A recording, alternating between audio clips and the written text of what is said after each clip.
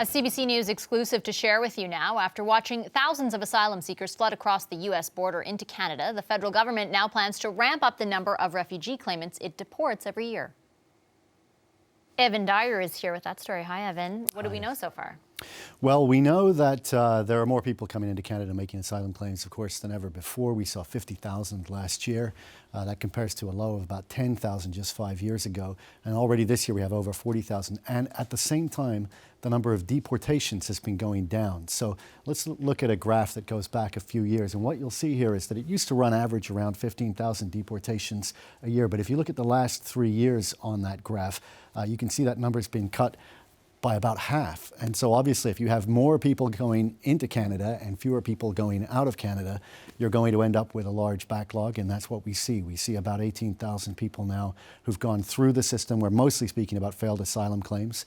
They've exhausted their appeals, and yet they have yet to be deported from Canada. So we've learned that within CBSA, the head of the Enforcement and Intelligence Division has sent out an internal email telling staff members that they are going to bring back targets. Targets used to exist some years ago, but have not for quite a while. The target's going to be 10,000 removals a year. We believe there are also going to be regional targets. This email doesn't specify them, but it does talk about regional targets.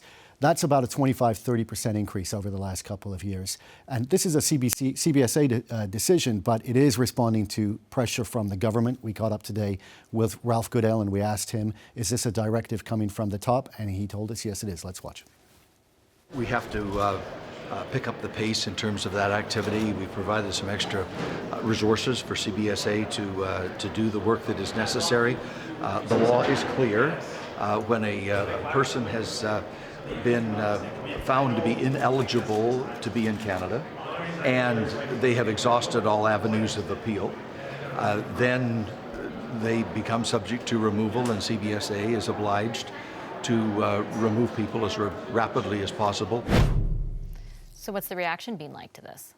Well, the official opposition has been pushing for more action on this file, but they really want the action more at the other end of the pipeline. So today we caught up with Michelle Rempel, a Conservative who's been very vocal on this file, and she says the problem is not so much getting people out of the country. The problem is that Canada is allowing too many people in, and she would like to see changes to prevent people from making unfounded claims in the first place.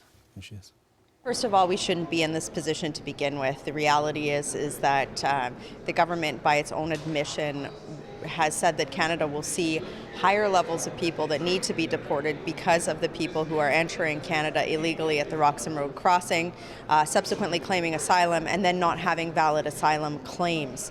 I would like to see us focus less on having to expend resources to mitigate this situation and just see that demand decrease on the onset.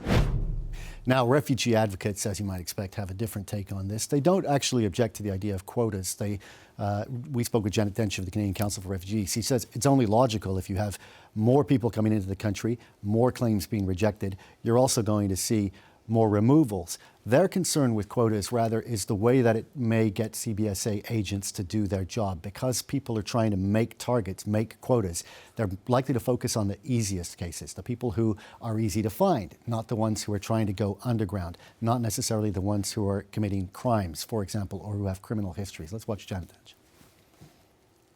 What it meant was that the border officials would be focusing on removals of people who were the easiest to remove, and often that would be families, refused refugee claimants, and then they would set aside more challenging cases, for example, people with criminal records, because that would involve more officers for each individual case, and so they get less numbers for the same number of officers. So it can distort where the priorities go.